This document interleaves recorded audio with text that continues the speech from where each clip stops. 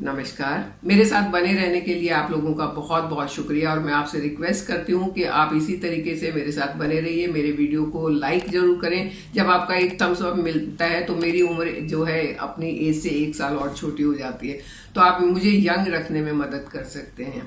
Young रहना और energetic रहना सब कोई चाहता है, लेकिन आजकल एक बहुत बड़ी समस्या हो गई है और वो समस्या है वेट गेन की समस्या।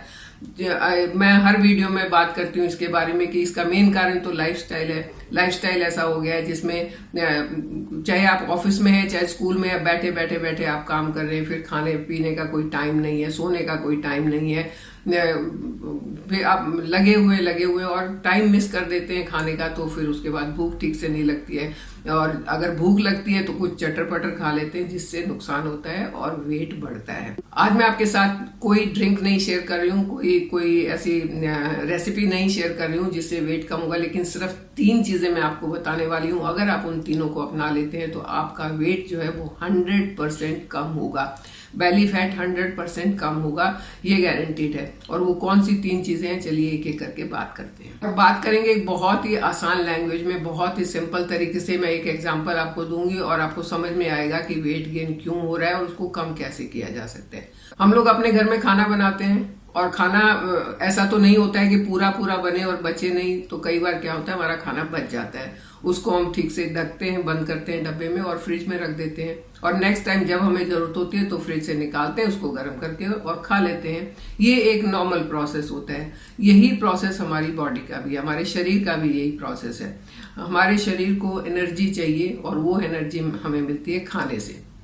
लेकिन हर एक की बॉडी को कितना खाना चाहिए वो अलग अलग होता है। आप कितनी मेहनत करते हैं, कोई मेहनत का काम करते हैं या बैठ के काम करते हैं, आप बहुत ज्यादा एक्सरसाइज करते हैं, आप बॉडी बिल्डिंग एक्सरसाइज करते हैं या बहुत जिम जाते हैं, तो हर एक को अलग अलग यूनिट ऑफ एनर्जी चाहिए होती है और वो यूनिट मिलती है आपको कैलोरीज में। अब हम एक एग्जाम्पल लेके चलते हैं कि आप वॉक भी करते हैं हल्की फुल्की और काम भी करते हैं, तो आपको 2000 कैलोरी डेली चाहिए। अब आप 2000 के बदले कोई बहुत अच्छी टेस्टी आपको चीज लगी और आपने 2300 कैलोरीज खा ली, तो आपको चाहिए 2000 थी, आपने खा ली 2300, तो जो 300 कैलोरीज एक्सेस हो गई वो आपकी बॉडी अपने फ्रिज में रख देगी।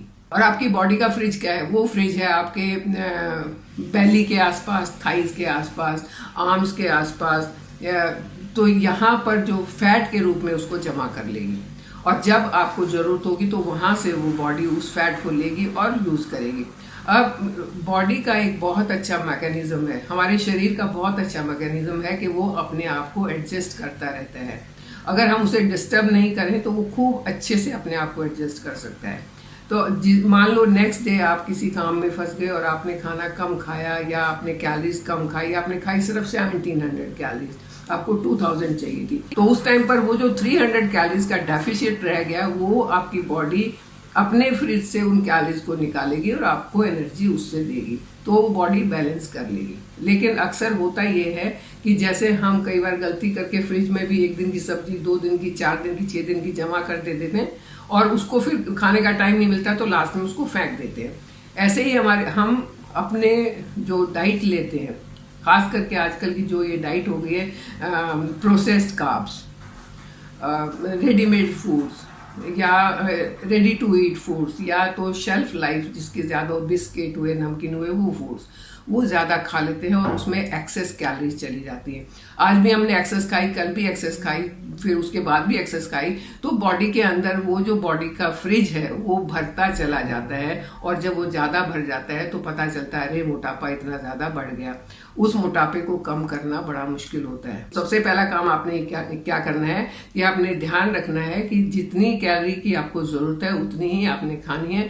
अगर एक्सेस खा ली तो उनको बर्न करना बहुत ज़रूरी है। जिस दिन आपने बहुत टेस्टी खाना बना था या बहुत टेस्टी बर्फी आ गई थी, आपने 2 ज़्यादा खा ली, तो वॉक ज़्यादा करो, एक्सरसाइज ज़्यादा करो ताकि वो बर्न हो जाए और आपका जो कैलोरी इनटेक है वो ज़्यादा नहीं हो, तो आपका वेट नहीं बढ़ेगा। तो ये था नंबर 1 कि आपने क्या करना है। फ्रिज वाला एग्जांपल आपको याद रखना है कि आपने फ्रिज में ज्यादा कुछ चीजें नहीं भरनी है और अगर डाल दी है तो उसको जल्दी से निकाल के बाहर करना है ताकि आपकी बॉडी का जो ये फ्रिज है वो सही रहे और उसके अंदर फैट जमा नहीं हो। सेकंड चीज है कि आपने न्यूट्रिएंट्स का ध्यान रखना है।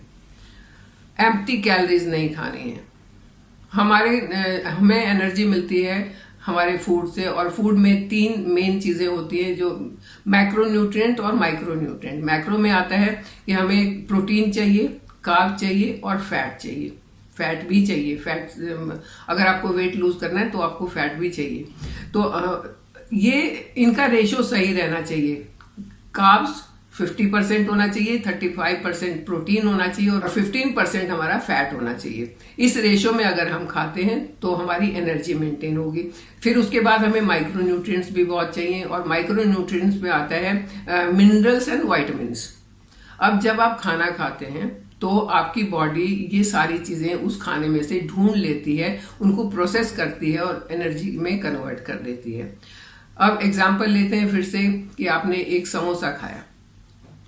जैसे ही आपने समोसा खाया, अंदर हलचल हुई और बॉडी ने ढूंढना शुरू किया न्यूट्रिएंट्स कहाँ पर हैं और माइक्रो न्यूट्रिएंट्स कहाँ पर हैं। लेकिन समोसे में तो कुछ था ही नहीं, उसमें तो निरा फैट था। तो बॉडी को वो चीज नहीं मिलती है, और नहीं मिलती है तो फिर वो कहती है और लाओ, क्योंकि उसको वो न्यूट्रिएंट्स नहीं मिले हैं, और लाओ। आपने देखा होगा ना, जब आप समोसा खाते हैं तो एक के बाद दूसरा खाने का मन करता है, दूसरे के बाद तीसरा खाने का मन करता है। और कई बार तो आपने ये भी देखा होगा, आप खुद भी कहते होंगे कि पेट तो भर गया लेकिन नीयत नहीं भरी। वो क्यों होता है ऐसा? क्योंकि आपका पेट भर गया एम्प्टी कैलोरीज खा खा के, और बॉडी को जो न्यूट्रिएंट चाहिए थे वो तो उसे मिले नहीं, तो वो और मांगती रहती है। दूसरी तरफ अगर आप कोई हेल्दी चीज खाते हैं, जैसे एप्पल खाया आपने, जैसे कोई फ्रूट खाया, फ्रूट सैलेड खाया, तब आपकी बॉडी को जैसे ही वो चीज अंदर गई, आपकी बॉडी को सारे न्यूट्रिएंट्स मिल गए और बॉडी दोबारा और ज्यादा नहीं मांगती है। तो आप थोड़ा सा खाने के बाद ही सेटिस्फाइड फील करते हो और पेट आपका भर जाता है। तो आप समोसे की तरह या बिस्किट की तरह उनको और ज्यादा नहीं मांगते हो, क्योंकि आपकी बॉडी की जो नीड थी न्यूट्रिएंट्स की और माइक्रो न्यूट्रिएंट्स की, वो पूरी हो गई है। बॉडी इज सेटिस्फाइड, वो और नहीं मांगेगी। दूसरी चीज आपने ये करनी है कि आपको अपने न्यूट्रिएंट और माइक्रो न्यूट्रिएंट का ध्यान रखते हुए वो डाइट आपने लेनी है। जैसा कि मैंने बताया 50% आपके खाने में जो है वो कार्ब्स होने चाहिए, और कार्ब्स भी रिफाइंड कार्ब्स नहीं होने चाहिए। ये कार्ब्स आपको मिल सकते हैं, फ्रूट से मिल सकते हैं, वेजिटेबल से मिल सकते हैं, ग्रेन से मिल सकते हैं, राइस और किनुआ, हेल्दी चीजें जो ये होल ग्रेन्स, इनसे आपको ये कार्ब्स मिल सकते हैं। और जब आप ये 50% कार्ब्स इस तरीके से लेंगे तो आपका वेट कभी भी नहीं बढ़ेगा। उसके बाद आपको चाहिए 35% प्रोटीन। प्रोटीन आपको कहाँ से मिलेगा? आपको दूध से मिलेगा, डेयरी प्रोडक्ट से मिलेगा, चीज से, पनीर से मिलेगा, एग से मिलेगा।